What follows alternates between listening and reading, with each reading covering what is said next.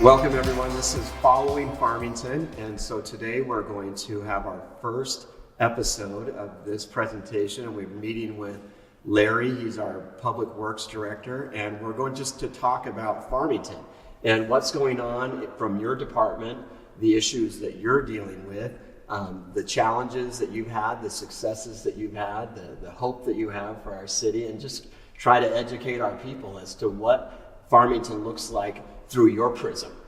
Thanks for having me. We always want to get our story out, and we have a great department, and it's always wonderful to talk about what we do, how we do it, why we do it the way we do it. How many people are in your department? So we have 20 positions. We have 2 mechanics. We have 1 office staff, and then we have 6 in the water and 7 in the streets and storm drains, and then myself. So. And your answer leads me to my next question is, so what are the various issues over which Public Works serves? So yeah, we handle all the culinary water, which is wells, reservoirs, meters. We have 680 mandatory samples that either the state requires or the county requires, and that's just the minimum. So after the water, then we have storm drains. That we have about 4,300 storm drain catch basins, the grates there along the road, and we try to clean out 20% a year so that we get through them every 5 years. Explain to me how that works. So I was just driving down the street today, and with this latest little winter storm we had, I see a lot of new leaves in the street, and they all seem to get blown into gutters. Yeah. And if those leaves, or let's say yard clippings, or people are using their air blowers intentionally or unintentionally blowing stuff into the street, is that what gets into our storm drain that you all have to clean out? Yeah, any kind of silt, so you can have leaves, any organic matter.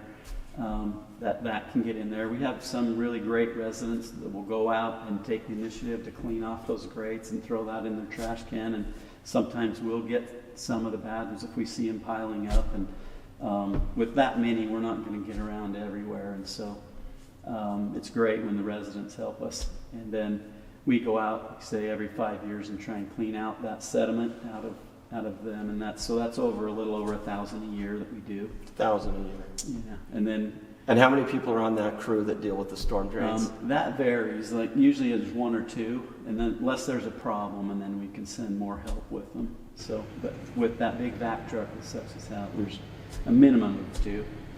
As Utah grows and Farmington grows and all around, storm drain issues have been more prevalent. I don't remember when I was younger, even 20 years ago, 40 years ago, I don't remember algae blooms ever being an issue. Explain that. Explain what an algae bloom is for people that might not. So an algae bloom, nitrogen really fuels that, and it's toxic to animals. You'll always hear, usually like a dog will go in the water, and all of a sudden the dog's at the vet, and it's a big problem because it's toxic. Nitrogen fuels that, and so all of those things that get in our stormwater system, the leaves that break down, or the fertilizers that get blown off the sidewalk and end up in the gutter pan, any of that will go down the storm drain system and then end up out in our bays and help fuel these algae blooms. So the algae blooms are a product of whatever we're introducing into our storm drain system that's ultimately flowing unfiltered out into our bay or our reservoirs, and then it's creating a problem for wildlife. Yeah. Okay. So, average homeowner, my responsibility would be to try to prevent whatever I'm introducing into the storm drain system, whether it's the leaves in front of my house or grass clippings or fertilizer or whatever chemicals might be used in my house. Try to keep that out of the storm drain. Yeah. Yeah, okay. If we keep that to a minimum, it just helps all the water quality downstream, and eventually, it just makes a better environment for everything.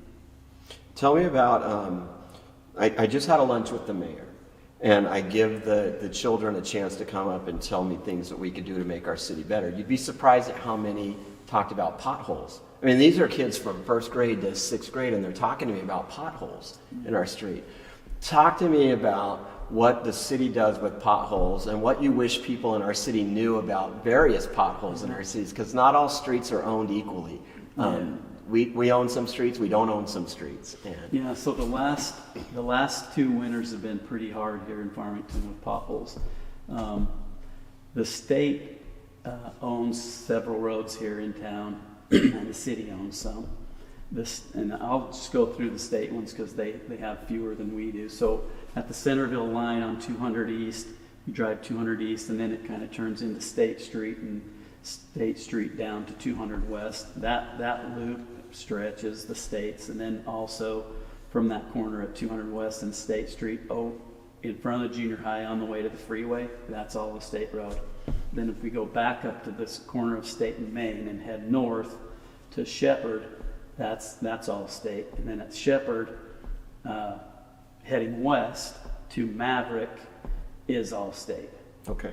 But the potholes, that's been a real problem, and we have turned in many notices to them about potholes, and have encouraged citizens to do the click it and fix ticket on the UDOT site.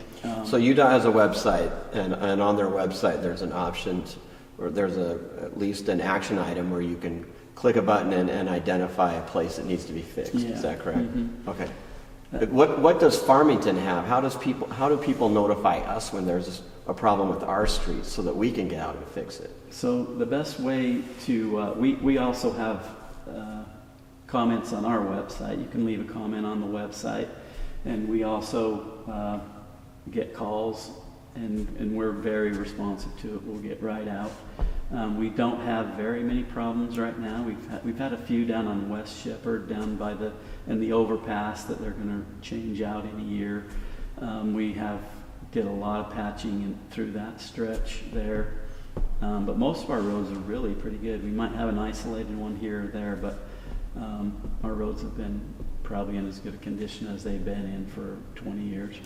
So last spring, your crews just finished a heavy winter plowing the streets. You know, it's exactly what you said. It doesn't always snow between 7 and 4 p.m. Yeah. 7 a.m. and 4 p.m. It snows at night often. Your crews are out there. And then when the snow finally started melting, your crews were out in the creek beds, cleaning out our creek beds to try to reduce the risk of flooding. How are our creek beds looking? Or let's just say, how are the waterways looking that get the water from the mountain and out of the city? Are we doing okay on that? There was so much debris pulled out last year prior to the runoff. There were all kinds of volunteer programs, and you were involved heavily in recruiting people to come and do that. And that hadn't been done in, my time, 20 years, 25 years. So just based on that, we're in much better condition if we do need to go out and do something this year, as opposed to last year. I shouldn't say I was surprised. Maybe the right word was heartened. There were a lot of people that were willing to step in and get wet, and I saw lots of volunteers and residents and city members just jumping in the creek beds and with chainsaws and equipment, and they were pulling stuff out. And you're just like, that's how we get things done out here. We get wet and we get dirty and we pull out the sticks. We've had huge response from citizens on the windstorms and any time the mudslide that we had up on Compton probably 20-ish years ago. We have, there was just hundreds and hundreds of people that come up there and are just mucking basements out, and so they always respond. What would you tell the residents of Farmington if you could get all of them to listen to you for 2 minutes about public works? What would you want them to know? What does Larry want the residents to know? A few things that we haven't talked about and things that the residents can do. The park strip trees, planting an appropriate tree for that width that's not going to ruin sidewalks and curb and gutter. You can get online, and there's a lot of information you could search up. You could come to our planning department. I think they have a pretty good handle of trees. You can talk to our parks department. They have an arborist that could probably help them depending on where in the city they live. So there's a lot of options that way. And then once we get the right tree planted, we need to over top of the sidewalks, above the sidewalks where we're walking, riding bikes, we need to have the canopy of the tree at least 8 feet tall. And then right on the back side of the curb up where the garbage trucks drive and the delivery trucks drive, we need 13 feet. And so that takes a homeowner, you know, quite often going out and working, doing a little work in their front yards, keeping the trees so they're not going to hurt people or equipment. Mm-hmm. Also, the snow plowing. Nobody's intentionally trying to bury people in and laugh and think it's funny. You know, we plow different between, you know, from one storm to the next. Not all storms are the same. Temperatures play a huge factor in it, and also depth of snow. And so if it's going to be warm, maybe we don't have to plow it clear to your curb because the garbage truck and the mail delivery will be okay. If it's going to be really cold, then up on the hill areas for certain, we have to plow it right to the curb so that people can get their mail, they can get their garbage dumped, and people can have a place to get off the road. Some of the other things, I guess, would be on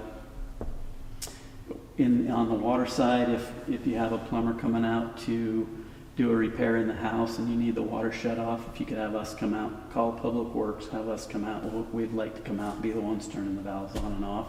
How much heads up do you need? Even just a day is great. Okay. You know, if more than that's fine, but a day is fine. Okay. If you do have an emergency, if there's any after hours problems, you'll get our answering machine if you call Public Works, and this information is on it. But if you call the Davis County Dispatch, they will call our on-call person out. And so we're 24/7, 365, you know. We work holidays, Super Bowls, Christmas. So I'm driving down the street. I see water bubbling out of the street. It's Super Bowl Sunday. Mm-hmm. Rather than calling and leaving a message, I call Davis County Dispatch. They have ways to get a hold of you. Right. Your crew can go out there and deal with it. Mm-hmm. Well, Larry, thank you for joining me. Thank you for talking Yeah. with me about the Public Works. You guys have the hardest working crew that we've got in our city because you're never off the clock. They're really just great people to work around. So There you thanks go. for letting us talk about it. Yeah, thank you. Thank you.